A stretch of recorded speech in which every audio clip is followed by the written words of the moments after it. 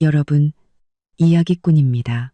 만약 남편이 부사장으로 승진해서 연봉 5억을 받게 된 바로 그날, 시어머니가 어디 근본도 없는 게 감히 내 아들 옆자리를 넘봐? 라며 당신을 내쫓는다면 어떡하시겠어요? 심지어 시동생이 당신의 짐을 전부 쓰레기장에 던져버린다면요? 오늘 들려드릴 이야기는 바로 그런 억울한 상황에서 아주 시원하게 복수하는 한 아내의 이야기입니다. 이 아내는 소란 피우는 대신 전화 한 통을 겁니다. 아빠, 그 사람 해고하고 투자금 2천억 전부 회수하세요. 과연 이 전화 한 통이 어떤 결과를 불러왔을까요? 이야기가 궁금하시다면 채널 고정 끝까지 함께 해주세요. 거실의 크리스탈 조명이 눈부셔 살짝 어지러울 정도였어요. 하지만 제 마음은 달콤했죠. 마치 꿀단지 하나가 통째로 녹아내린 것처럼요. 박민준, 제 결혼 3년 차 남편이 오늘 정식으로 그룹 부사장으로 임명되었거든요.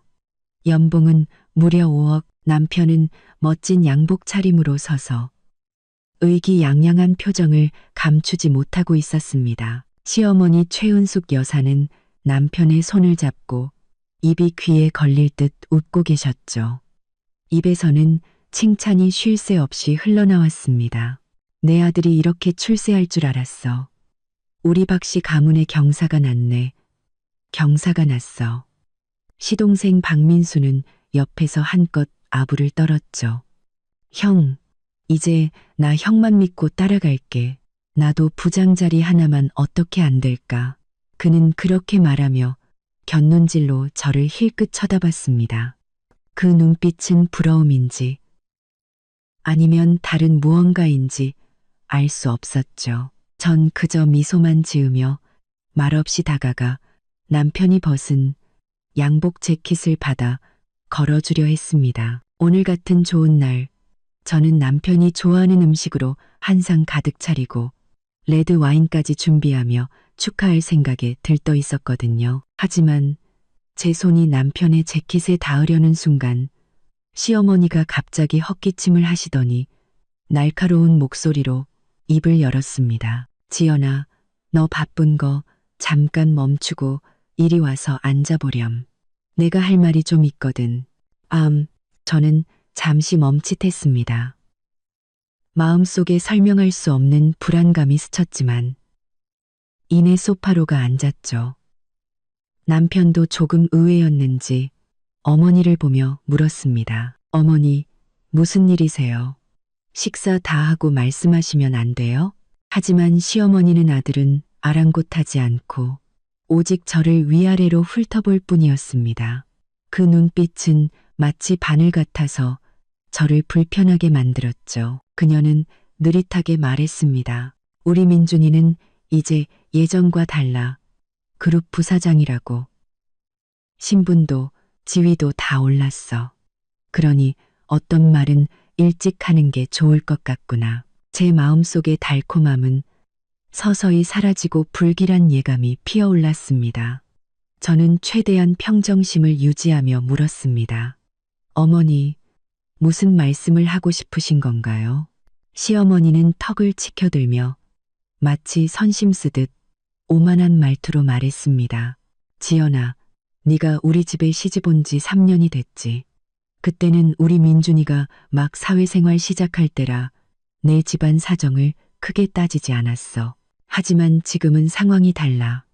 내 아들은 이제 연봉 수억 원을 받는 부사장이고 만나는 사람들도 다 상류층이야. 그녀는 일부러 말을 끊었고 옆에 있던 시동생은 재미있는 구경이라도 난 듯 희죽거렸습니다. 시어머니는 말을 이었습니다. 어디 평범한 집안 출신의 부모님은 공장 노동자시고 변변한 학벌이나 직업도 없잖니.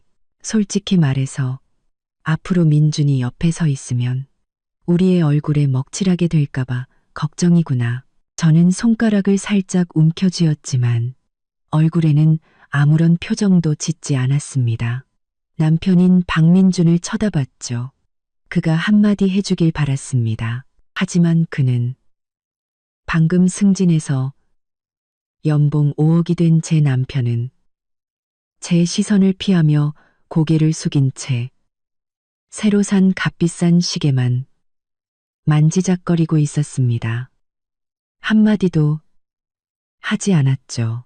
그 순간 제 마음은 얼음물에 빠진 듯 차가워졌습니다. 시어머니는 남편이 잠자코 있자 더욱 기세등등해져 목소리를 높였습니다. 그러니까 내 말은 네가 분수를 알아야 한다는 거야. 아직 젊을 때 서로 좋게 헤어지자. 우리 민준이 앞길 막지 말고 오늘 내 짐 싸서 나가거라. 저는 제 귀를 의심했습니다. 남편이 승진한 바로 그날 저를 내쫓겠다니요. 시동생 박민수는 마치 이 순간을 기다렸다는 듯 벌떡 일어났습니다. 그는 흥분한 얼굴로 제게 소리쳤죠. 들었지? 엄마가 나가래. 곱게 말할 때 알아서 꺼져. 우리 손으로 쫓아내기 전에. 말이 끝나기 무섭게 그는 저와 남편의 침실로 뛰어들어갔습니다. 제가 벌떡 일어나 소리쳤죠. 박민수, 지금 뭐 하는 짓이야? 그제야 정신을 차린 듯 남편이 우물쭈물 말했습니다. 민수야, 너무 심하게 굴지 마라. 하지만 시동생은 들은 척도 하지 않았습니다. 잠시 후 그는 제 커다란 여행 가방 2개를 끌고 나왔습니다. 제대로 닫히지도 않은 가방에서 제 옷과 화장품들이 바닥에 우수수 쏟아졌죠. 그는 제게 악을 쓰며 말했습니다. 내 그지 같은 살림살이들, 당장 들고 꺼져. 시어머니는 옆에서 냉정하게 지켜보며 거들었습니다. 그래, 꼴 보기 싫으니 싹 다 치워버려. 우리 민준이는 이제 집안 격이 맞는 명문가 아가씨랑 결혼해야지. 시동생은 지시를 받자 더욱 신이 나서 제 가방을 질질 끌고 현관 밖으로 향했습니다. 제가 현관까지 쫓아가 보니 그는 공동 현관문을 열고는 마치 쓰레기를 버리듯 제 여행 가방을 건물 앞 쓰레기 분리수거장 옆에 힘껏 내던졌습니다. 가방이 터지면서 제가 아끼던 얼마 안 되는 물건들이 흙바닥에 나뒹굴며 더러워졌습니다. 몇몇 이웃들이 고개를 내밀고 쳐다봤지만 시동생은 뭘 봐. 집안 청소하는 거 처음 보냐. 라며 고래고래 소리를 질러 쫓아버렸습니다. 저는 문 앞에 서서 그 아수라장을, 집안의 냉담한 시어머니와 침묵하는 남편, 그리고 기고만장한 시동생을 바라보았습니다. 가슴이 답답하고 화가 머리끝까지 치밀어 올라 이성을 잃을 것만 같았습니다. 하지만 저는 심호흡을 한 번 하고 끓어오르는 화를 억지로 억눌렀습니다. 이런 사람들에게 울고 소리쳐봐야 더 무시당하고 얕보일 뿐이니까요. 저는 문득 웃음이 나왔습니다. 그리고는 아주 평온하게 몸을 돌려 집안을 바라봤습니다. 제 웃음에 시어머니는 당황했고 남편도 마침내 고개를 들어 불안한 눈빛으로 저를 쳐다봤죠. 저는 더 이상 그들을 보지 않고 주머니에서 침착하게 휴대폰을 꺼냈습니다. 화면 잠금을 풀고 연락처 목록에서 거의 한 번도 먼저 걸어본 적 없는 번호를 눌렀습니다. 전화가 연결되자 저편에서 중후하고 위험 있는 남성의 목소리가 들려왔습니다. 여보세요. 저는 수화기에 대고 크지 않지만 갑자기 조용해진 거실에 똑똑히 울려 퍼지는 목소리로 말했습니다. 아빠, 저 지연이에요. 저는 잠시 말을 멈추고 순식간에 굳어버린 시어머니와 안색이 파랗게 질린 남편을 훑어보았습니다.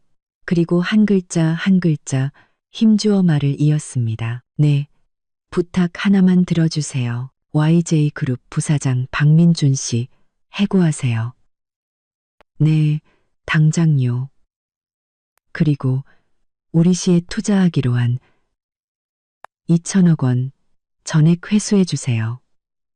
단 1원도 남기지 말고요. 저는 그 말을 끝으로 상대방의 대답도 듣지 않고 전화를 끊었습니다. 전화가 끊기고 뚜뚜 하는 소리는 마치 죽음처럼 고요한 거실에 울려 퍼지는 마지막 종소리 같았습니다. 시어머니 최은숙 여사는 입을 벌린 채 눈을 동그랗게 뜨고 저와 아들을 번갈아 쳐다봤습니다. 방금 몇십 초 사이에 무슨 일이 일어났는지 이해하지 못한 표정이었죠. 시동생 박민수는 아직도 현관에 서서 제 짐을 던질 때 그 거만한 자세를 유지한 채 얼굴이 더 이만 사라지고 망연자실함과 희미한 공포가 서려 있었습니다. 침묵을 깬 것은 남편 박민준이었습니다. 그는 제 앞으로 달려와 새하얗게 질린 얼굴로 입술을 떨며 소리쳤습니다. 그는 제 팔을 붙잡았는데 그 힘이 무서울 정도였죠. 김지연, 너 방금 누구한테 전화한 거야? 무슨 헛소리를 짓거려. 해고? 투자금 회수? 너 미쳤어?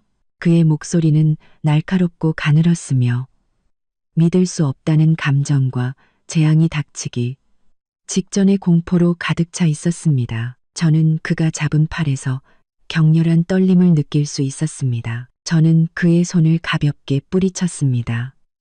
그의 손길이 역겹게 느껴졌거든요. 저는 그를 보지 않고 시어머니와 시동생을 차분한 눈빛으로 훑어본 뒤 다시 공포로 일그러진 남편의 얼굴에 시선을 고정했습니다. 내가 헛소리를 했는지 아닌지는 제 목소리는 낮았지만 얼음 조각처럼 바닥에 떨어졌습니다. 곧 알게 될 거야. 그제야 정신이 든 듯 시어머니가 날카롭게 소리쳤습니다. 누굴 겁줘? 네가 뭔데? 해고의 투자금 2천억 회수? 아직 잠이 덜 깼나 보네. 웬 농팽이랑 통화하면서 쇼를 하고 있어. 우리 민준이는 이제 부사장이야. 그룹의 실세라고. 회장님이 너 같은 근본 없는 집안 여자 말을 듣겠어? 그녀는 말할수록 자신이 더 이성적이라고 생각하는지 허리를 꼿꼿이 펴고 제 코를 가리키며 소리쳤습니다. 꺼져. 당장 내 집에서 꺼져. 여기서 귀신 씨나라 까먹는 소리 하지 말고. 시동생도 정신을 차리고 소리쳤습니다. 맞아. 꺼져. 안 꺼지면 경찰에 신고할 거야. 경찰이라니 실소가 터져 나올 뻔했습니다. 그래, 차라리 모든 사람이 이박 씨 집안의 민낯을 보게 하는 것도 나쁘지 않겠네요. 하지만 전 더 이상 이 막장 드라마에 어울려줄 생각이 없었습니다.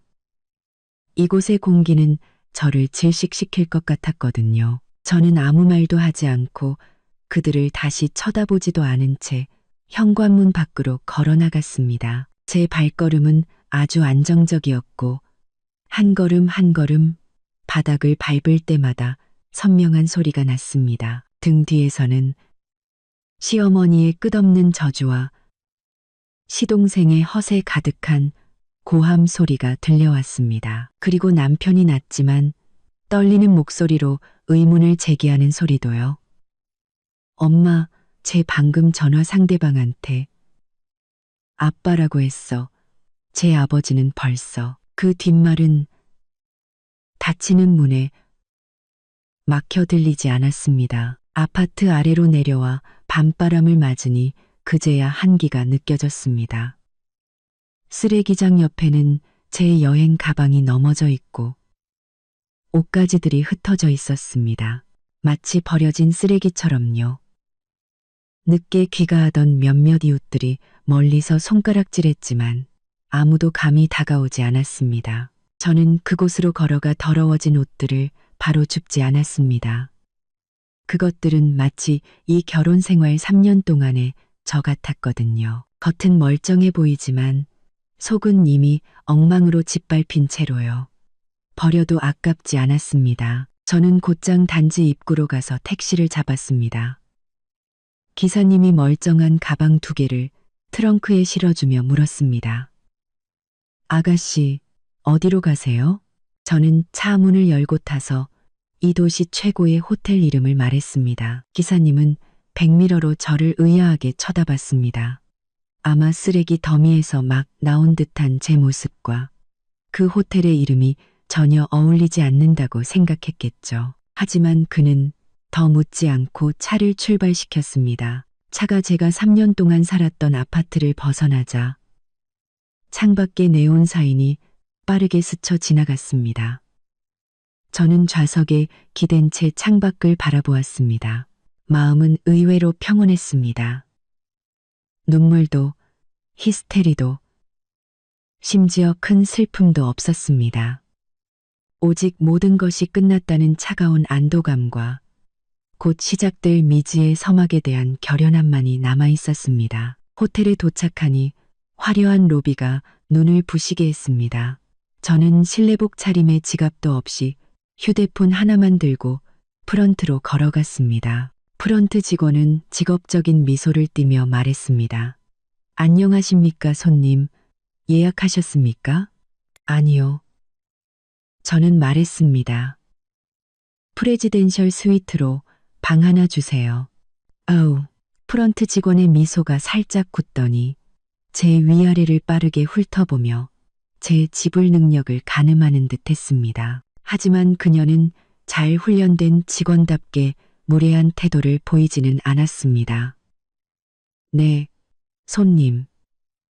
결제는 어떻게 하시겠습니까? 프레지덴셜 스위트 가격은. 저는 그녀의 말을 끊고 숫자 조합을 읊었습니다. 그것은 제 명의로 된 최고 등급 블랙카드, 즉 아버지 카드의 가족 카드 번호였습니다. 주 카드 소지자는 김 씨였죠. 저는 이 카드를 거의 사용한 적이 없었고 남편 박민주는 그 존재조차 몰랐습니다. 아버지가 이 카드를 주시며 말씀하셨었죠. 지연아, 혹시 모르니 가지고 있어라. 절대 꿀리는 삶 살지 말고. 오늘 그 혹시 모를 일이 일어난 겁니다. 프런트 직원은 컴퓨터로 무언가를 확인하더니 순식간에 얼굴이 극도로 공손해지며 심지어 약간의 당황한 기색까지 보였습니다. 네, 김지연 고객님. 바로 처리해드리겠습니다. 잠시만 기다려 주십시오. Now. 몇 분 후 호텔 매니저가 직접 와서 저를 꼭대기층으로 바로 가는 전용 엘리베이터로 안내했습니다. 프레지덴셜 스위트는 놀랄 만큼 넓고 화려했습니다. 거대한 통유리 창을 통해 도시의 반짝이는 야경이 한눈에 들어왔습니다. 이곳은 자신의 심장 박동 소리가 들릴 정도로 조용했고 방금 전 박씨 집안의 소동과는 마치 다른 세상 같았습니다. 매니저는 공손하게 카드키를 건네며 다른 필요한 서비스가 있는지 물었습니다. 저는 고개를 저으며 문을 닫았습니다. 거대한 공간에 저 혼자 남았습니다. 저는 창가로 다가가 발 아래의 화려한 도시를 내려다보았습니다. 박민주는 지금쯤 뭘 하고 있을까요? 그의 거만한 어머니를 위로하고 있을까요? 아니면 미친 듯이 전화를 돌려 사실을 확인하고 있을까요? 아니면 이미 한기를 느끼기 시작했을까요? 저는 휴대폰을 꺼냈습니다. 화면은 깨끗했습니다. 부재중 전화도 남편의 사과 문자도 없었습니다. 좋아요. 그는 아마도 그 전화가 제 허세였다고 아직도 착각하고 있겠죠. 저는 뜨거운 물로 샤워를 하며 피로와 불쾌함을 씻어냈습니다. 구름처럼 푹신한 침대에 누웠지만 잠은 오지 않았습니다. 제가 해고와 투자금 회수를 말한 순간부터 폭풍이 시작되었다는 것을 알고 있었습니다. 그리고 그 폭풍의 눈은 바로 저였습니다. 박씨 집안의 좋은 시절은 이제 끝났습니다. 생각보다 깊이 잠들었습니다. 아마 3년간의 위장과 부담을 내려놓아서인지 몸과 마음이 모두 가벼워졌기 때문일 겁니다. 눈을 떴을 때는 이미 햇살이 거대한 통유리 창을 통해 방이 절반을 가득 채우고 있었습니다. 저는 천천히 일어나 커튼을 젖혔습니다. 발 아래의 도시는 이미 분주하게 움직이기 시작했습니다. 모든 것이 평소와 같았지만 어떤 사람들에게는 오늘이 천지가 뒤집히는 날이 될 거라는 걸 저는 알고 있었습니다. 호텔에서 정갈한 아침 식사를 가져다 주었습니다. 저는 창가에 앉아 천천히 식사했습니다. 휴대폰은 옆에 조용히 놓여 있었고 여전히 남편에게서는 아무런 연락이 없었습니다. 이건 제 예상대로였습니다.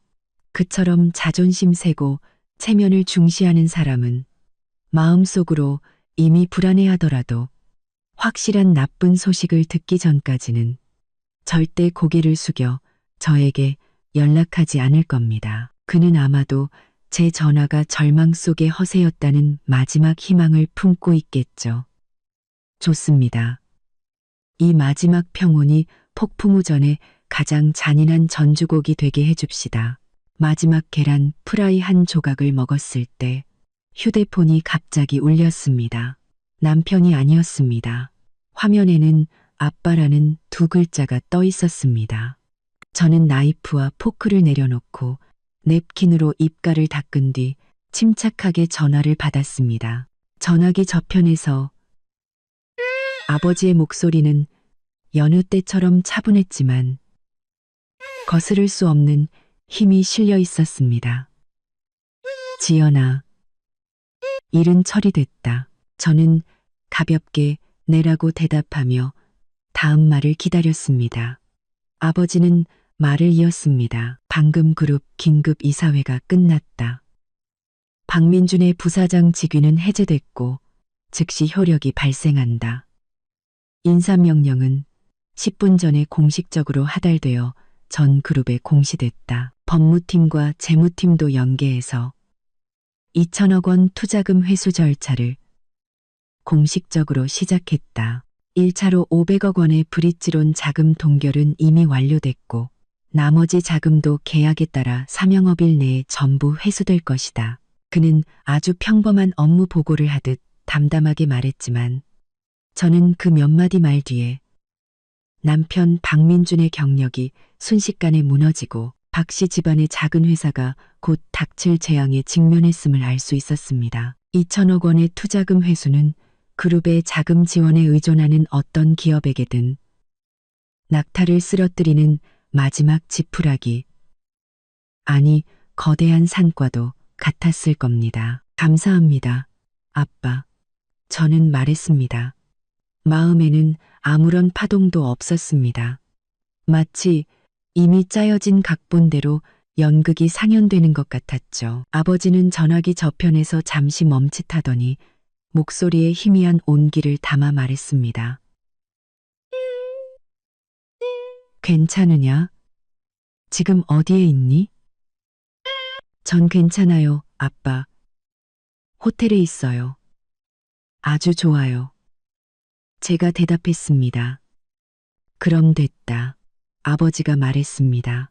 박 씨 집안 쪽에서 혹시 필요하면, 아니요, 아빠. 저는 그의 말을 끊었습니다. 제 말투는 단호했습니다. 나머지는 제가 알아서 할게요. 이미 가장 큰 칼을 휘둘러 주셨잖아요. 아버지는 더 이상 고집하지 않고 말했습니다. 알겠다. 필요한 거 있으면 언제든 전화하거라. 기억해라. 우리 JS 그룹 딸은 누구에게도 무시당하지 않는다. 전화를 끊고 저는 이미 식어버린 우유를 한 모금 마셨습니다. 좋습니다. 첫 번째 단계는 완벽하게 끝났습니다.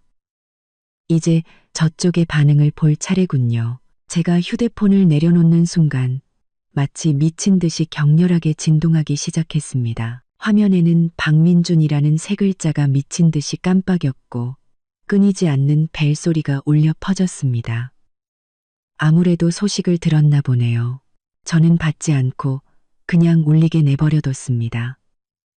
벨소리는 마치 전파를 통해 전화를 건 사람의 초조함과 공포를 전달하려는 듯 끈질기게 울리고 또 울렸습니다. 저는 그가 지금 어떤 모습일지 상상할 수 있었습니다. 아마 회사에서 이사회에 의해 쫓겨나 아직 엉덩이도 제대로 붙여보지 못한 새 부사장실에서 개인 물품을 챙기고 있겠죠. 그러다 재무이사나 자기 회사에서 걸려온 울먹이는 긴급 전화를 받았을 겁니다. 벨소리는 마침내 멈췄지만 다음 순간 다시 울리기 시작했습니다. 이번에는 화면에 시어머니라고 표시되었습니다. 저는 비웃으며 바로 무음으로 바꾸고 휴대폰을 책상 위에 뒤집어 놓았습니다. 세상이 조용해졌습니다. 저는 드레스룸으로 가서 호텔에서 준비해준 최신 의상들을 둘러보았습니다. 새로운 삶을 시작하려면 옷차림도 바꿔야죠. 저는 재단이 깔끔한 원피스를 골라 입고 옅은 화장을 했습니다. 거울 속의 여성은 눈빛이 맑고 태도가 차분했습니다. 어제 박씨 집안에서 소심하게 굴며 모욕을 당하던 김지영과는 완전히 다른 사람이었습니다. 이게 바로 진짜나 결혼 생활에 3년간 억눌려나 자신조차 잊어버릴 뻔했던 본래의 모습이었습니다. 휴대폰은 책상 위에서 계속 소리 없이 진동했고 화면은 켜졌다 꺼지기를 반복했습니다. 저는 그것이 단순히 박민준과 최은숙 여사의 절망적인 부르짖음이 아니라 그들이 의지하던 세계가 제 가벼운 투자금 2천억 회수라는 말 한마디에 빠르게 무너져 내리는 카운트다운이라는 것을 알았습니다. 옷을 갈아입고 화장을 마친 후 저는 거울 속의 새로운 자신을 보며 숨쉬기조차 편안해지는 것을 느꼈습니다. 잠시 조용해졌다가 다시 진동하기 시작한 휴대폰을 집어들고 쳐다보지도 않은 채 핸드백에 넣었습니다. 지금은 그들의 울부짖음에 신경 쓸 시간이 없었습니다. 프레지덴셜 스위트를 나와 엘리베이터를 타고 로비로 내려가자마자 호텔 매니저가 2명의 직원과 함께 공손하게 다가왔습니다. 그는 적절한 미소를 지으며 말했죠. 김지연 고객님, 좋은 아침입니다. 외출하십니까? 차량을 준비해 드릴까요? 저는 고개를 끄덕였습니다. 네, 차 한 대 불러주세요. 네, 잠시만 기다려 주십시오. 차가 곧 도착할 겁니다. 매니저는 직원에게 지시하면서도 제 곁에서 한 걸음 떨어져 따라왔습니다. 그의 태도는 어제 제가 여행 가방을 끌고 들어왔을 때 스쳐 지나갔던 평가하는 듯한 눈빛과는 완전히 달랐습니다. 아무래도 그 블랙카드의 위력 혹은 그 배우가 상징하는 신분이 그에게 모든 것을 알려준 듯 했습니다. 이로써 금두리에서 저는 그런 것들을 신경 쓰지 않고 로비 휴식 공간에 부드러운 소파에 앉아 패션 잡지를 뒤적였습니다. 매니저는 직접 문 밖으로 나가 차량 상황을 살폈죠. 바로 그때 제 시야 한쪽 구석에 익숙하면서도 초라한 형체가 비틀거리며 호텔로 뛰어 들어오는 것이 보였습니다.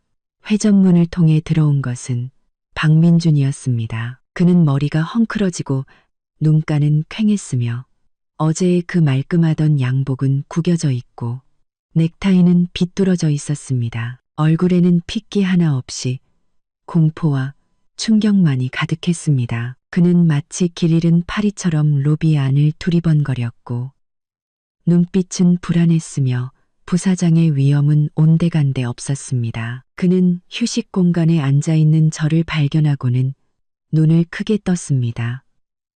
마치 구명더처를 발견한 듯 혹은 저승사자를 만난 듯한 표정이었죠. 그는 거의 달려오다시피 했고 발걸음이 비틀거려 로비의 다른 손님들과 직원들이 모두 쳐다보게 만들었습니다. 지연아, 지연아, 정말 너였구나. 그는 제 앞에 와서 목이 쉰 소리로 울먹이며 제 팔을 잡으려 했습니다. 저는 몸을 살짝 뒤로 빼 그의 손길을 피하고 잡지를 내려놓으며 차분하게 그를 바라봤습니다. 박민준 씨, 무슨 일이시죠? 저의 서먹한 호칭과 차가운 태도에 그는 순간 굳었습니다. 그는 거친 숨을 몰아쉬며 가슴을 크게 들썩였습니다. 지연아, 너 도대체 어떻게 된 일인지 말해줘. 왜 그룹에서 갑자기 날 해고한 거야? 그리고 우리 회사 재무팀에서 전화 왔는데 그룹의 2천억 투자금이 긴급 회수됐다고. 이거 정말 네가 한 짓이야? 그는 절망적인 질문을 퍼부으며 점점 더 큰 소리로 말했습니다. 저는 눈썹을 살짝 치켜 올리며 비꼬는 듯한 말투로 말했습니다. 박민준 씨, 당신이 해고된 건 부사장 직위를 감당할 능력이 부족해서가 아닌가요? 그리고 투자금 회수는 그룹의 경영 판단일 텐데 저랑 무슨 상관이죠? 저 같은 평범한 집안 출신 여자가 무슨 그런 큰 힘이 있겠어요? 저는 어제 시어머니가 저를 모욕했던 말을 그대로 돌려주었습니다. 박민준의 얼굴은 순간 붉어졌다가 급속도로 창백해졌습니다. 그는 입술을 떨며 믿을 수 없다는 눈빛으로 말했습니다. 너 어제 전화할 때 아빠라고 했잖아. 그 전화, 지연아, 너 도대체 정체가 뭐야? 그는 거의 소리를 질렀고 로비는 더욱 조용해졌습니다. 모든 사람이 귀를 쫑긋 세웠죠. 그때 차를 준비한 호텔 매니저가 빠르게 돌아와 미친 듯한 박민준을 보고는 눈살을 찌푸리며 제 앞에 막아섰습니다. 그는 정중하지만 단호하게 박민준에게 말했습니다. 손님, 진정하십시오. 저희 귀한 손님을 방해하지 말아 주십시오. 귀한 손님? 박민준은 마치 천하의 웃기는 소리를 들은 듯 저를 가리키며 매니저에게 소리쳤습니다. 얘는 내 아내라고. 그냥 평범한 박민준 씨. 저는 그의 말을 끊었습니다. 제 목소리는 낮았지만 그의 뒷말을 목구멍에 걸리게 할 만큼 차가웠습니다. 저는 자리에서 일어나 치마를 정리하며 매니저에게 말했습니다. 차가 준비됐나요? 가시죠. 준비됐습니다. 김지연 고객님, 이쪽으로 모시겠습니다. 매니저가 공손하게 안내했습니다. 제가 발걸음을 떼자 박민주는 완전히 당황했습니다. 그는 매니저를 비집고 다시 제 앞을 막아섰습니다. 이번에는 질문이 아니라 비굴한 애원이었습니다. 지연아, 여보, 내가 잘못했어. 정말 잘못했어. 어제는 엄마가 잘못했고 민수가 나쁜 놈이었어. 날 용서해줘. 나랑 같이 집에 가자. 제발 네 아버지께 말씀 좀 드려줘. 투자금 회수는 안 돼. 그 2천억 없으면 우리 집은 망해. 나도 끝장이야. 우리 3년 부부였던 정을 생각해서 나 좀 살려줘. 우리 집 좀 살려줘. 그는 그렇게 말하며 사람들 앞에서 무릎을 꿇으려고 했습니다. 저는 그를 차갑게 바라보며 그의 무릎이 굽혀지기 전에 입을 열었습니다. 부부, 어제 당신들이 날 내쫓고 내 짐을 던질 때는 부부의 정을 생각했나요? 이제 와서 나한테 애원하다니 너무 늦었어요. 저는 더 이상 그를 보지 않고 매니저에게 말했습니다. 이분 좀 내보내주세요. 더 이상 방해받고 싶지 않네요. 네, 김지연 고객님. 매니저는 즉시 2명의 보안 요원에게 신호를 보냈고 그들은 달려들려는 박민준을 정중하지만 단호하게 붙잡았습니다. 김지연, 너 이렇게까지 잔인할 수는 없어. 지연아. 박민준의 절규는 멀어져 가며 호텔 문 밖으로 사라졌습니다.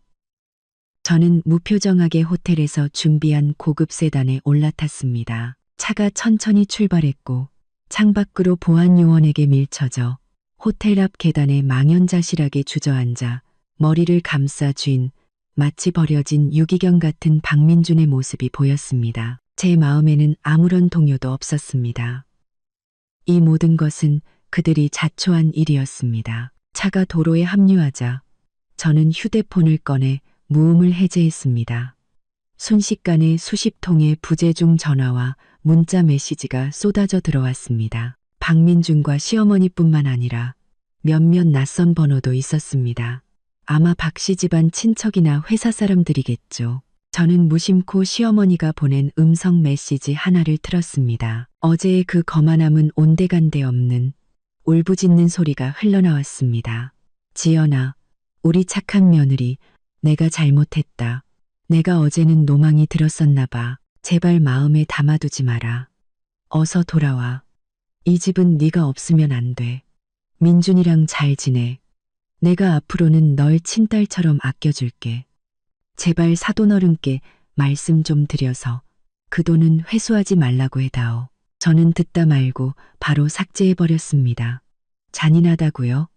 어제 그들이 저에게 한 짓에 비하면 이건 이자 축에도 끼지 못합니다. 차가 도심의 주요 도로를 평온하게 달렸습니다. 창밖의 햇살은 눈부시게 밝았지만 저는 지금 박씨 집안이 분명 먹구름이 끼고 비가 내리고 있을 거라는 걸 알았습니다. 저는 그 장면을 상상하며 마음속으로 쾌재를 불렀습니다. 남이 나에게 준 고통을 되돌려주는 것이 이런 기분이군요. 도시에서 가장 고급스러운 쇼핑센터에 도착해서 저는 예전에는 쇼윈도 너머로 구경만 하던 명품 매장으로 바로 들어갔습니다. 직원들은 제 옷차림과 분위기를 보고 즉시 열정적으로 다가왔습니다. 저는 마음에 드는 디자인을 고르기 귀찮아서 바로 사이즈를 말하고 입어보는 과정도 생략했습니다. 이거랑 이거, 그리고 저 한 줄 전부 다 포장해 주세요. 저는 신상품들을 가리키며 매니저에게 말했습니다. 매니저는 얼굴에 웃음꽃이 피었고 직원들은 능숙하게 포장했습니다. 결제는 역시 그 블랙카드로 했습니다. POS 기기에서 영수증이 나오는 소리를 들으며 저는 아무런 감흥도 느끼지 못했습니다. 돈은 저에게 결코 문제가 아니었습니다. 단지 예전에는 쓰고 싶지 않았을 뿐이죠. 다음 매장으로 가려던 참에 핸드백 안에 휴대폰이 다시 미친 듯이 진동하기 시작했습니다. 이번에는 화면에 박민수라는 이름이 깜빡였습니다. 어제 거만하게 제 짐을 던졌던 그 시동생이었죠. 저는 눈썹을 치켜 올렸습니다. 좀 의외였지만 예상했던 일이기도 했습니다. 박민준이 완전히 방법이 없으니 이 멍청한 동생까지 내세운 거겠죠. 저는 그가 무슨 말을 할지 궁금해졌습니다. 저는 사람이 없는 구석으로 가서 전화를 받았지만 바로 말하지는 않았습니다. 전화기 저편에서는 즉시 박민수의 화가 잔뜩 난 허세 가득한 고함 소리가 들려왔습니다. 배경음은 시끄러웠고 여자의 울음소리도 섞여 있는 듯했습니다. 여보세요. 김지연, 너 씨 어디 처박혀 있어? 우리 형한테 무슨 짓을 한 거야? 너 우리 집안 다 죽이려고 작정했어. 저는 차갑게 말했습니다. 박민수 씨, 어머니가 남한테 말할 때 예의 차리라고 안 가르치셨나 봐요.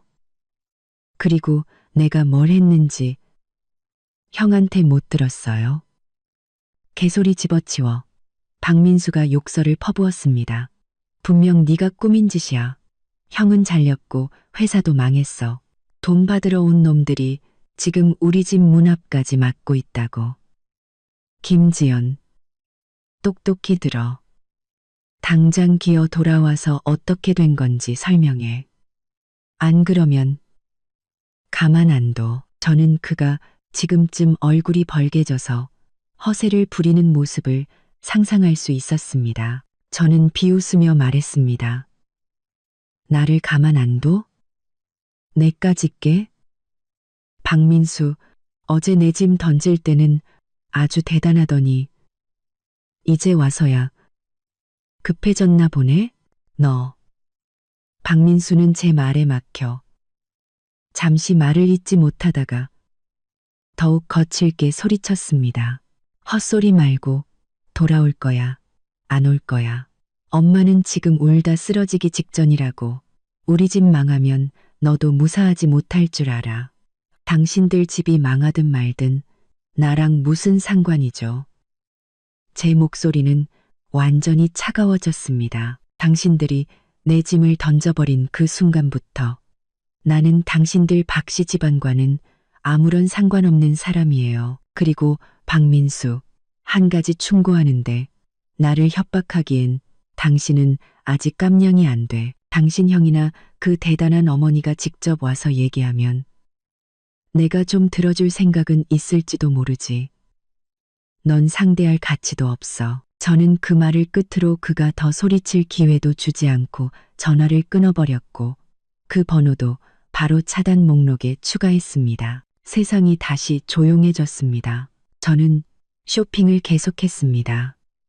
고급 기성복 몇 벌, 보석 몇 점을 사고 새로운 휴대폰과 노트북도 샀습니다. 과거와 완전히 작별하려면 이런 물건들도 모두 새 것으로 바꿔야죠.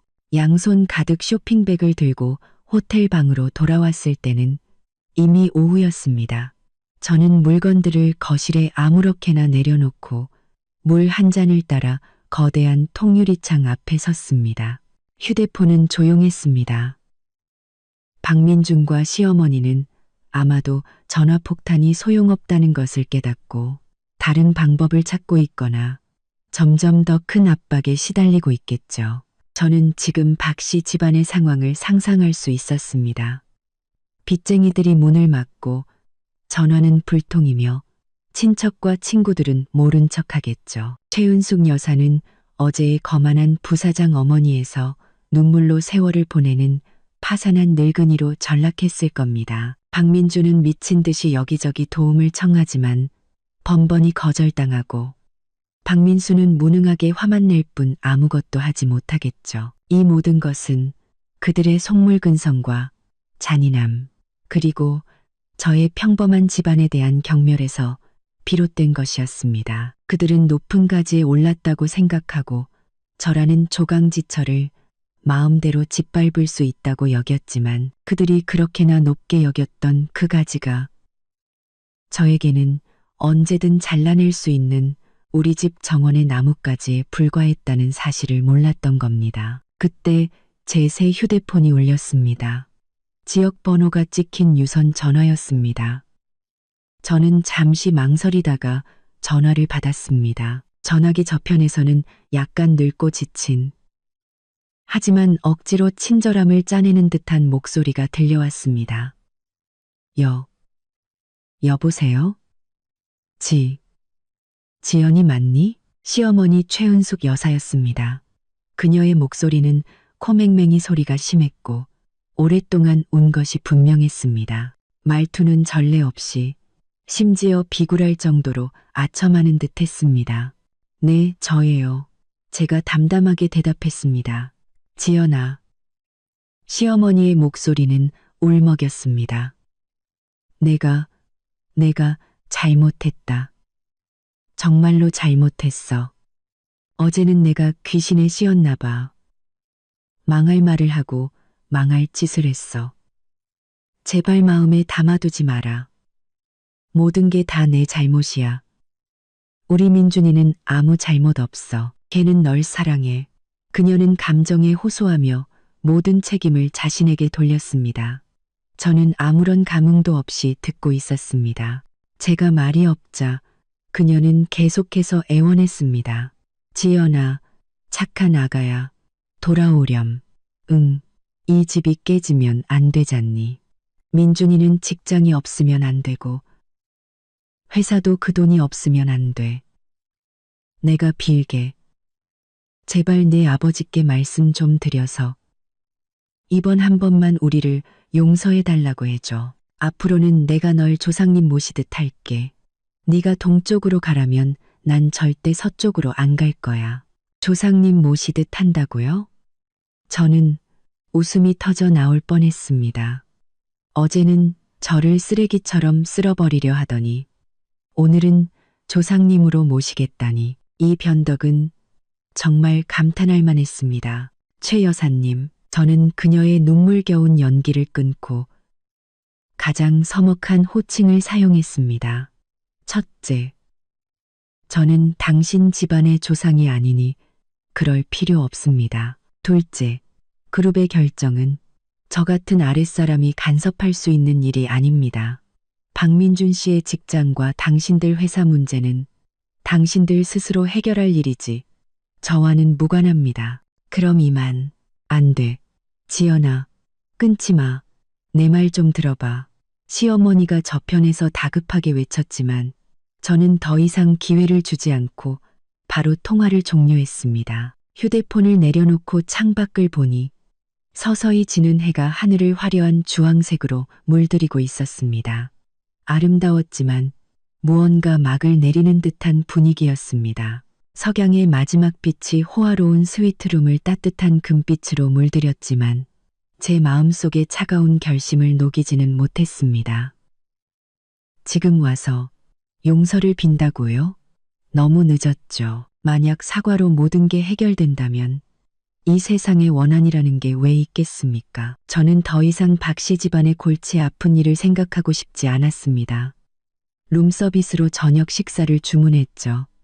새로 시작하기로 했으니 밥도 잘 먹고 잘 살아야죠. 저녁 식사가 막 도착했을 때 초인종이 다시 울렸습니다. 저는 무음으로 해둔 휴대폰으로 계속 연락이 안 되니 전략을 바꿔 직접 찾아왔나 싶었습니다. 저는 눈살을 찌푸리며 문으로 다가가 뷰파인더로 밖을 내다봤습니다. 문 밖에는 역시 시어머니 최은숙 여사가 서 있었습니다. 혼자였죠. 단 하루 만에 그녀는 마치 10년은 늙어 보였습니다. 머리는 헝클어지고 눈은 호두처럼 부어 있었으며 평소 아끼던 실크 블라우스는 구겨져 있었습니다. 어제의 그 거만한 귀부인의 모습은 온데간데 없었습니다. 그녀는 문 앞에서 불안하게 서서 두 손을 쥐어짰고 눈에는 공포와 애원이 가득했습니다. 저는 문을 열었지만 들어오게 하지는 않고 문을 막아선 채 차갑게 그녀를 쳐다봤습니다. 무슨 일이시죠? 시어머니는 저를 보자마자 눈물이 다시 쏟아졌습니다. 그녀는 울먹이며 말했습니다. 지연아, 내가 드디어 널 찾았구나. 나 좀 들여보내주렴. 내가 무릎이라도 꿇을게. 우리 제발 얘기 좀 하자. 응? 그녀는 그렇게 말하며 정말로 바닥에 주저앉으려 했습니다. 저는 그녀의 팔을 잡아 무릎 꿇는 것을 막았지만 말투는 여전히 차가웠습니다. 최 여사님, 할 말 있으면 여기서 하세요. 아는 불편해서요. 저의 최 여사님이라는 호칭에 그녀는 몸을 떨며 얼굴이 더욱 창백해졌습니다. 그녀는 마치 마지막 구명더처를 잡듯 제 팔을 붙잡고 콧물 눈물을 쏟아냈습니다. 지연아, 너 이렇게까지 잔인하면 안 돼. 민준이가 끝장났어. 회사도 망했고 빚쟁이들이 해가 지기도 전에 문을 막고 두드리고 부수고 난리야. 내일까지 돈 안 갚으면 우리를 쫓아낸대. 민수는 그 철없는 놈이 또 사람들과 싸워서 지금 경찰서에 있다고. 지연아, 우리 3년 부부였던 정을 봐서라도 민준이 좀 살려줘. 우리 집 좀 살려줘. 내가 빌게. 그녀는 그렇게 말하며 정말로 무릎을 꿇으려고 했지만 제가 단단히 붙잡고 있었습니다. 복도에서는 이미 다른 방 손님들이 고개를 내밀고 있었습니다. 저는 그녀를 힘껏 일으켜 세우고 아무런 감정도 담지 않은 목소리로 말했습니다.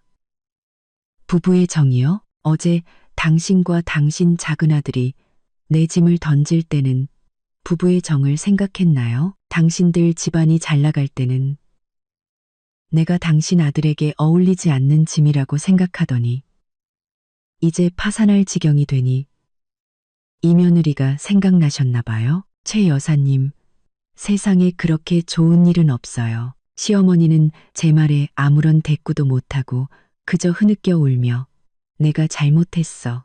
정말 잘못했어. 우리가 눈이 멀었어. 우리가 사람을 잘못 봤어. 라고 되풀이할 뿐이었습니다. 저는 손을 놓고 한 걸음 물러나 그녀와 거리를 두었습니다. 잘못한 걸 알았으면 스스로 감당하세요. 당신들이 심은 씨앗에서 난 열매니 남을 원망할 수 없죠. 아니야, 지연아, 네가 우릴 살릴 수 있어. 시어머니가 갑자기 고개를 들고 눈에 마지막 희망의 빛을 터뜨렸습니다. 네가 네 아버지께 전화 한 통만 하면 그분이 손을 써주시면 민준이는 다시 출근할 수 있고 그 2천억도 회수되지 않으면 우리 집은 살 수 있어. 지연아, 내가 머리 밟고 빌게. 그녀는 그렇게 말하며 정말로 제 손을 뿌리치고 쿵소리를 내며 호텔 복도의 차가운 바닥에 무릎을 꿇었습니다. 그녀는 바닥에 머리를 밟고 울부짖었습니다. 제발, 지연아, 우리 좀 살려줘. 앞으로 내가 네 노예가 되어줄게. 이 장면은 복도 끝에 직원들까지 놀라게 해 그들이 빠르게 다가왔습니다. 저는 발 아래에서 한때 저를 콧방귀 뀌며 쳐다보던 여자가 지금은 꼬리치며 애원하는 개처럼 제 앞에 무릎 꿇고 있는 것을 보았습니다. 제 마음에는 동정심이라고는 조금도 없었고 오직 차가운 혐오감만 들었습니다. 이렇게 될 줄 알았으면 왜 처음부터 그랬을까요? 최 여사님, 저는 그녀를 내려다보며 또렷하고 냉담하게 말했습니다. 저한테 무릎 꿇어도 소용없어요. 결정은 제가 아니라 그룹에서 한 겁니다. 박민준 씨가 능력이 부족해서 해고당했고 당신들 회사가 경영부실로 투자금을 회수당한 건 다 비즈니스의 원칙이에요. 제가 간섭할 수도 없고 그럴 자격도 없습니다. 일어나서 돌아가세요. 제 휴식을 방해하지 마시고요. 그때 호텔 매니저와 보안 요원들이 도착했습니다. 매니저는 상황을 즉시 파악하고 보안 요원들에게 눈짓을 했습니다. 그때 호텔 매니저는 상황을 즉시 파악하고 보안 요원들에게 2명의 보안 요원이 다가와 바닥에 주저앉아 거의 기절할 듯 우는 시어머니를 정중하지만 단호하게 일으켜 세웠습니다. 김지연 고객님, 정말 죄송합니다. 방해를 드렸네요. 바로 처리하겠습니다. 매니저는 연신 사과했습니다. 방해를 드렸네요. 저는 고개를 끄덕이고 시어머니의 절망적인 애원하는 눈빛을 더 이상 보지 않은 채 바로 문을 닫았습니다. 두꺼운 나무 문이 바깥의 울부짖음과 애원, 그리고 무너져가는 그들의 세계를 완전히 차단했습니다. 세상이 조용해졌습니다. 저는 식당으로 돌아가 앉아 나이프와 포크를 들고 접시 위에 스테이크를 썰기 시작했습니다. 스테이크는 완벽하게 구워져 부드럽고 육즙이 풍부했습니다. 저는 천천히 먹었습니다. 마음은 평온했습니다. 적에게 자비를 베푸는 것은 자신에게 잔인한 짓입니다. 그들은 당시에 저에게 조금의 자비도 베풀지 않았는데 지금 제가 왜 그들을 동정해야 할까요? 시어머니의 무릎 꿇음은 그들의 과거 오만과 무지에 대한 미미한 대가일 뿐입니다. 아직 멀었습니다. 저는 그들이 소중히 여기던 모든 것을 하나씩 잃어가는 것을 지켜볼 겁니다. 어제 그들이 저를 쉽게 버렸던 것처럼요. 저녁을 먹고 편안하게 목욕을 한 후 일찍 잠자리에 들었습니다. 내일은 또 다른 손님이 찾아올지도 모른다고 생각했습니다. 예를 들면 아직 제대로 모습을 드러내지 않은 제 남편 박민준처럼요. 시어머니의 무릎 꿇음이 그들이 보일 수 있는 가장 비굴한 모습이라고 생각했습니다. 그런데 다음 날 오전에 제가 이혼 문제를 상담하러 변호사에게 가려던 참에 호텔 로비에서 다시 발목이 잡혔습니다. 이번에는 박민준이었습니다. 그는 어제 호텔 문 앞에서보다 훨씬 더 초췌해 보였습니다. 덥수룩한 수염, 핏발선 눈, 어제 입었던 양복은 더욱 구겨져 있었고 정체 모를 얼룩까지 묻어 있었습니다. 온몸에서 패배자의 기운이 풍겼죠. 그는 어제처럼 흥분해서 달려들지 않고 유령처럼 소리 없이 제 앞에 나타나 길을 막았습니다. 지연아. 그의 목소리는 몹시 쉬어 있었고 거의 절망에 가까운 피로감이 묻어났습니다. 우리 얘기 좀 할 수 있을까? 딱 5분만, 아니 3분이라도 괜찮아. 호텔 로비의 보안 요원들이 즉시 경계하며 다가올 준비를 했습니다. 저는 손을 들어 그들을 진정시키고 말했습니다. 좋아요.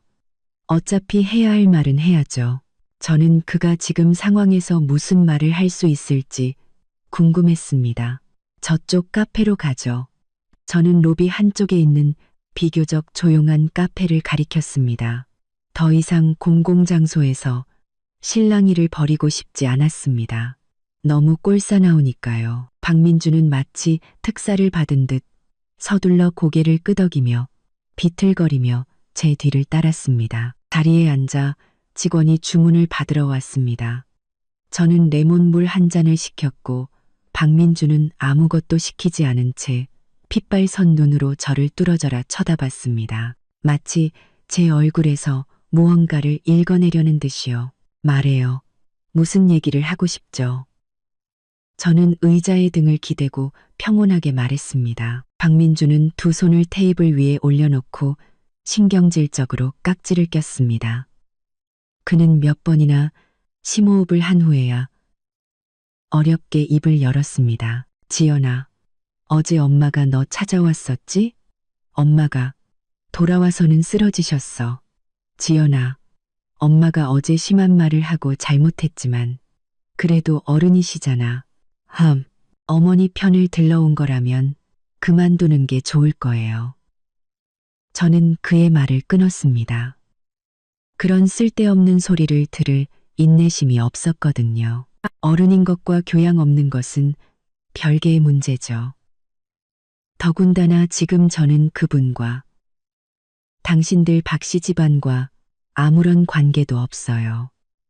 당인대순 당신들 박씨 집안과 아무런 관계도 없어요. 당신들 박씨 집안과 박민준의 얼굴이 더욱 창백해졌습니다. 그는 몸을 앞으로 기울이며 다급하게 말했습니다. 지연아, 그러지 마. 우린 부부였잖아. 3년, 꼬박 3년 동안. 나한테 정말 아무런 감정도 없어. 그래, 어제 나는 쓰레기였어. 널 지켜주지 못했어. 내가 비겁했고 죽일 놈이야. 그는 그렇게 말하며 갑자기 자기 뺨을 세게 때렸습니다. 짝 하는 소리가 맑게 울려 퍼져 주변 테이블 손님들이 모두 쳐다봤습니다. 저는 무표정하게 그의 자해쇼를 지켜봤습니다. 이제 와서 하기에는 너무 늦었죠.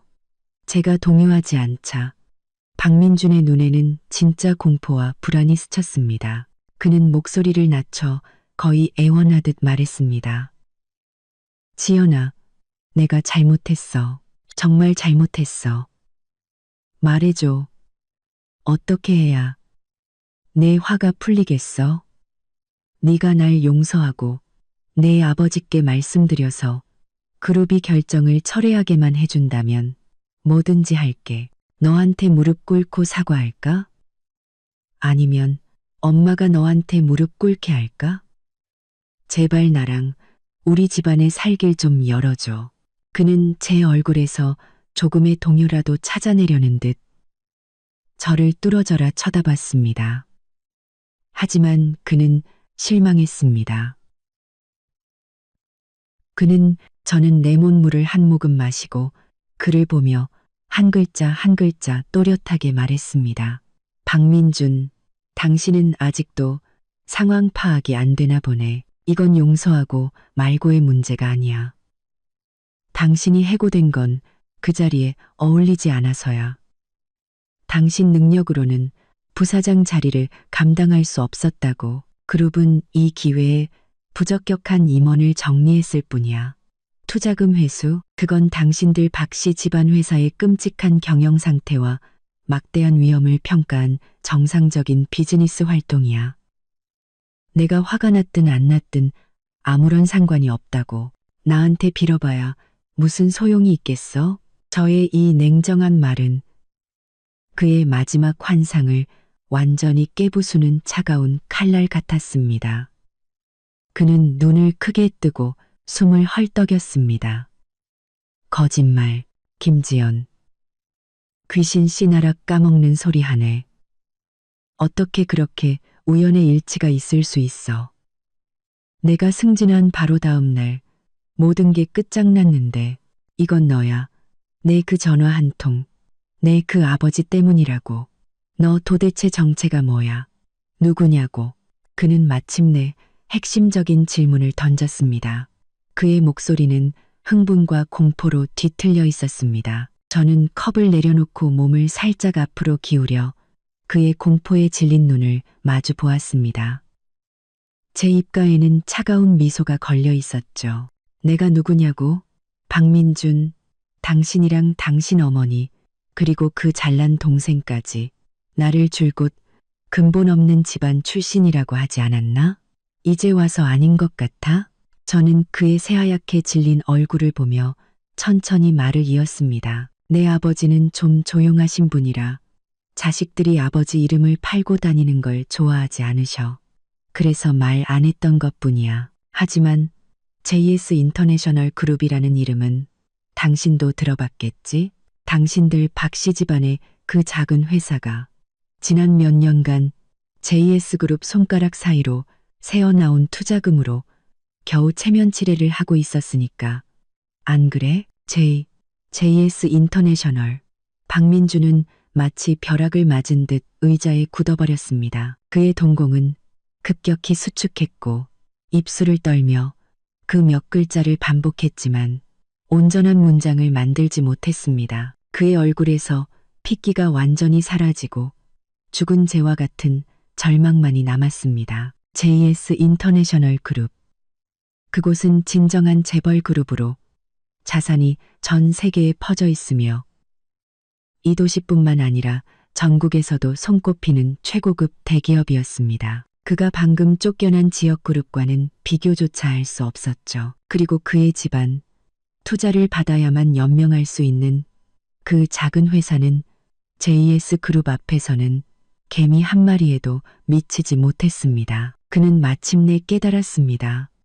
그와 그의 가족이 줄곧 경멸하고 모욕했던 근본 없는 집안의 며느리 뒤에 얼마나 거대한 존재가 서 있었는지를요. 그들은 눈이 멀었던 것이 아니라 하늘에 구멍을 낸 것이었습니다. 그래서 말이야, 저는 그의 완전히 무너진 모습을 보며 담담하게 말했습니다. 내가 잔인한 게 아니라 당신들이 스스로 유일한 구명보트를 쓰레기처럼 바다에 던져버린 거야. 이제 배가 가라앉는데 누굴 탓하겠어? 저는 그 말을 끝으로 일어나 몇 장의 지폐를 테이블 위에 올려놓고 물값을 계산했습니다. 박민준 씨, 잘 살아봐. 이혼 서류는 내 변호사가 곧 연락할 거야. 저는 뒤돌아 그를 다시는 쳐다보지 않았습니다. 카페를 나와 박민준과 그의 절망적인 기운을 뒤로한 채 저는 심호흡을 했습니다. 호텔의 향기로운 공기가 폐 속으로 들어오자 모든 모공이 상쾌해지는 기분이었습니다. 모든 것을 털어놓는 기분은 정말 좋았습니다. 특히 상대방의 세계관이 무너지고 후회하는 모습을 보는 것은 한여름에 얼음물을 마시는 것보다 더 시원했습니다. 저는 변호사 사무실에 가는 것을 미루고 바로 방으로 돌아왔습니다. 총알이 좀 더 날게 놔둬야죠. 지금은 박씨 집안이 스스로 연출하고 주연을 맡았지만 이제는 완전히 통제불능이 된 이 막장 드라마의 관객이 되고 싶었습니다. 역시나 오래 기다릴 필요도 없었습니다. 오후 서너 시쯤 제가 소파에 기대어 책을 읽고 있을 때 핸드백 안에 예전 휴대폰이 다시 진동하기 시작했습니다. 이번에는 완전히 낯선 번호였습니다. 저는 눈썹을 치켜 올렸습니다. 누구인지 대충 짐작이 갔죠. 전화를 받고 녹음 버튼을 눌렀습니다. 이건 나중에 이혼 협상에 좋은 자료가 될 테니까요.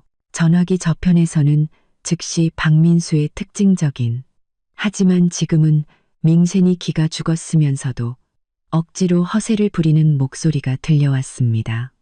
배경음에는 시어머니 최은숙 여사의 희미한 흐느낌 소리도 섞여 있었죠.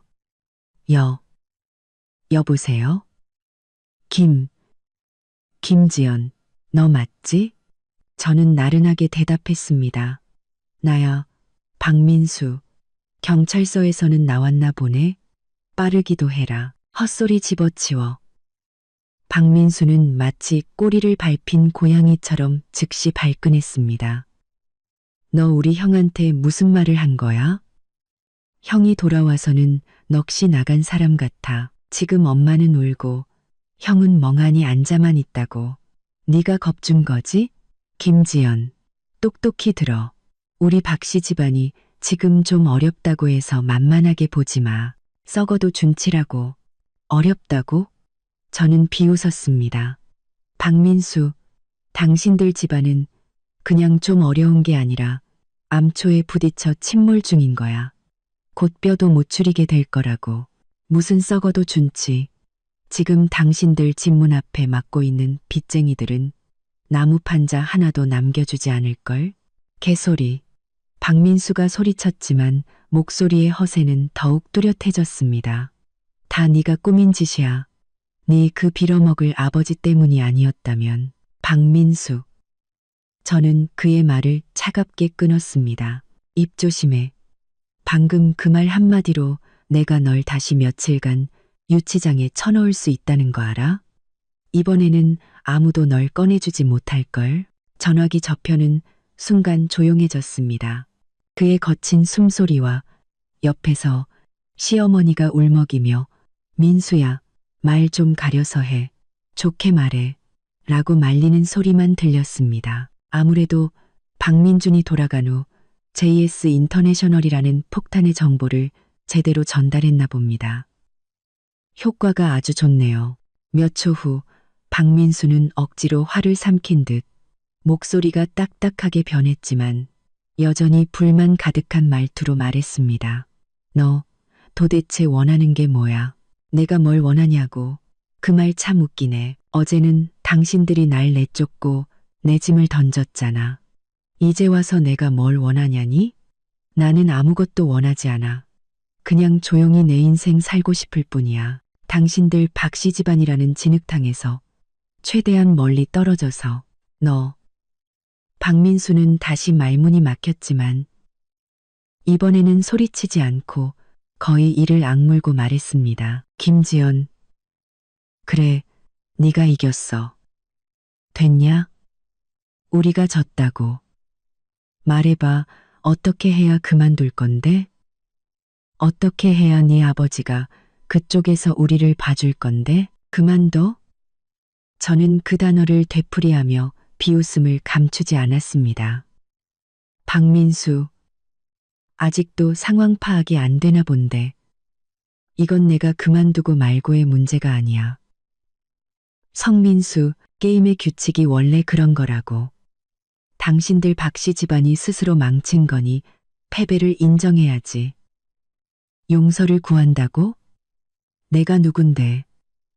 게임의 규칙이 원래 나를 쓰레기처럼 내쫓은 집안을 위해 왜 내 아버지께 용서를 빌어야 하지.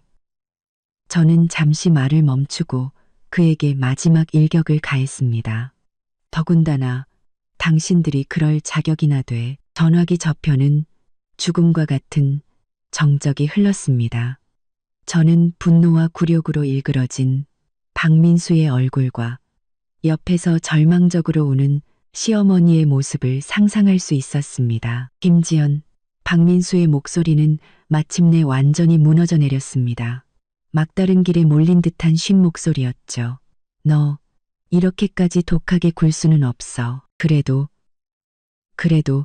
네가 3년 동안 엄마라고 불렀고 우리 형이랑 3년 동안 부부였잖아. 정말 예정을 하나도 생각 안 해? 예정?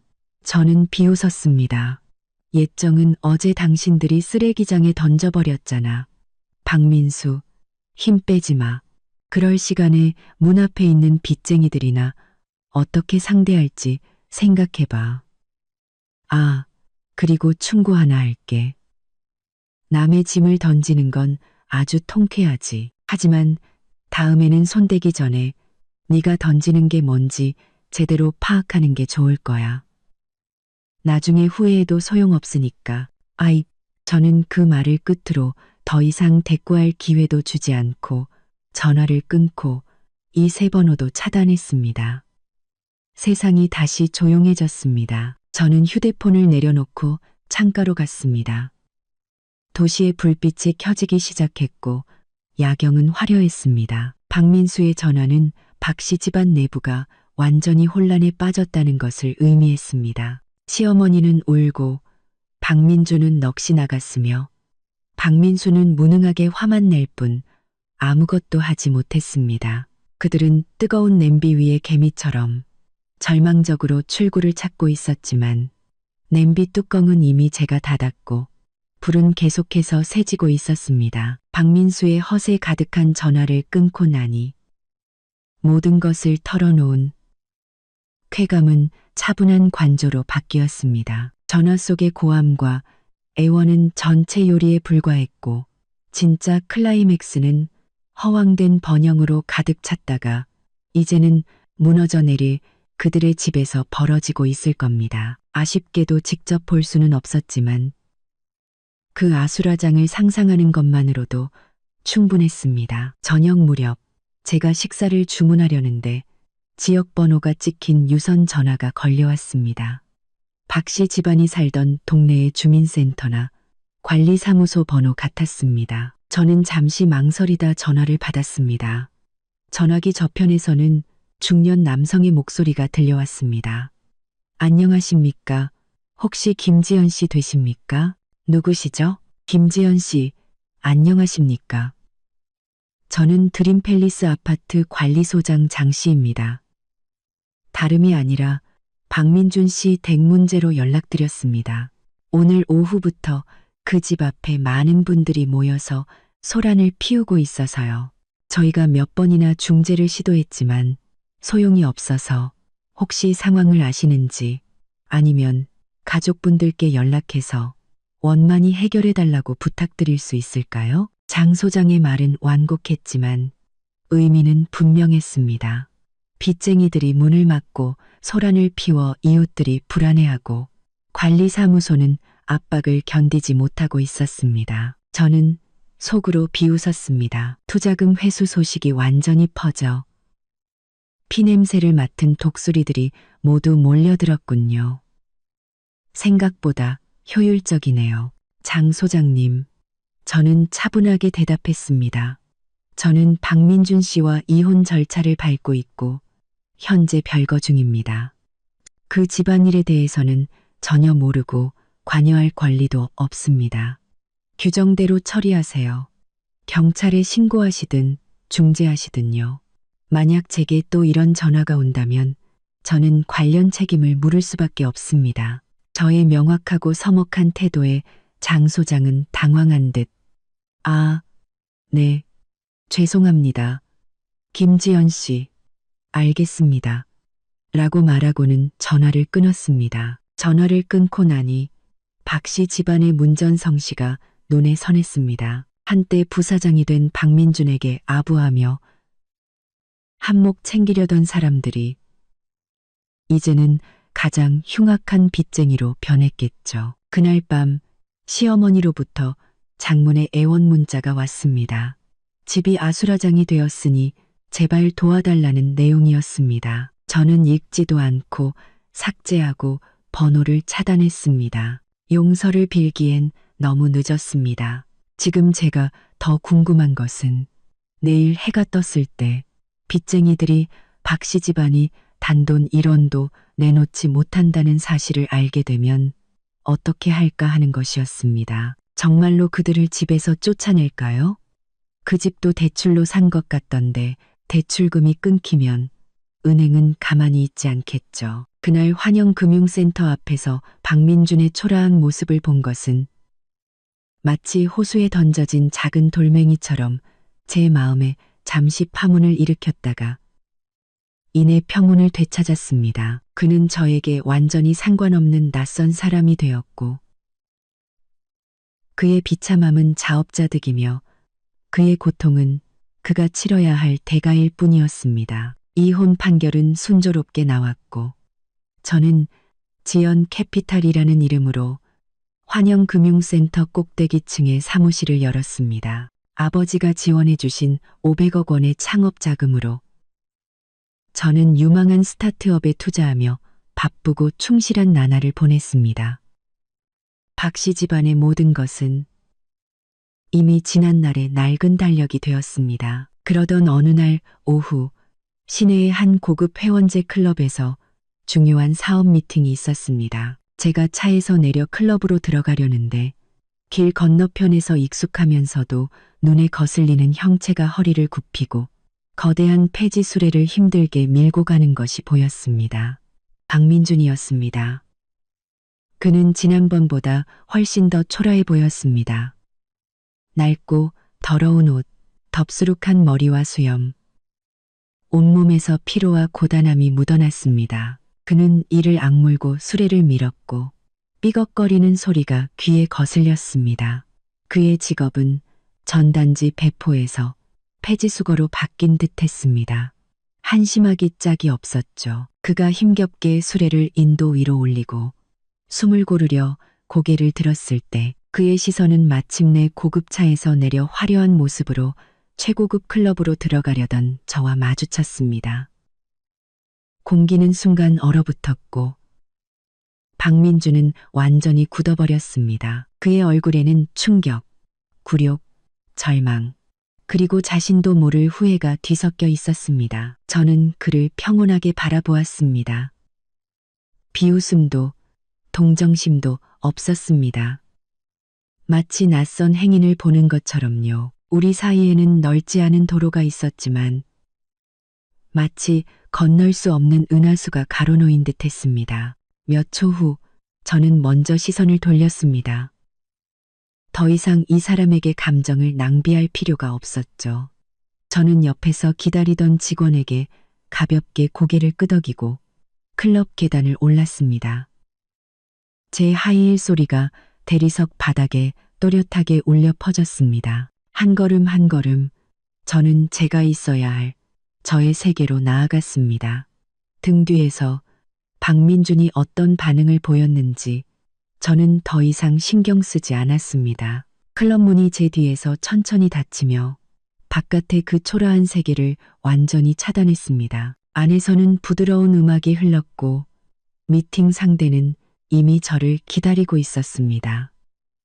제가 다가가자 그는 즉시 일어나 열정적이고 존경스러운 미소로 저를 맞이했습니다. 김 대표님, 안녕하십니까? 명성은 익히 들었습니다. I know. 저는 그와 악수하며 저 역시 품위 있고 자신감 넘치는 미소를 지었습니다. 왕 총괄님, 반갑습니다. 기다리게 해드려 죄송합니다.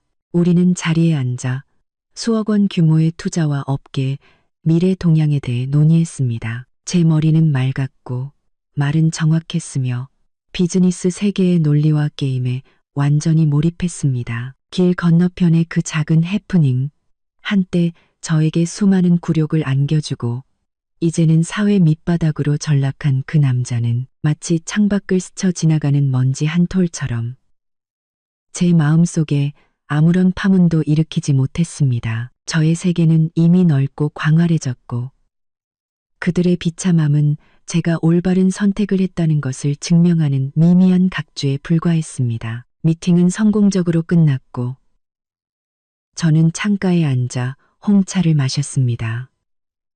석양이 방안을 따뜻한 금빛으로 물들였습니다. 저는 휴대폰을 꺼내 새로운 투자 기회에 대한 보고서를 읽었습니다. 미래에는 제가 탐험하고 정복해야 할 무한한 가능성이 기다리고 있었습니다. 그것만으로도 충분했습니다.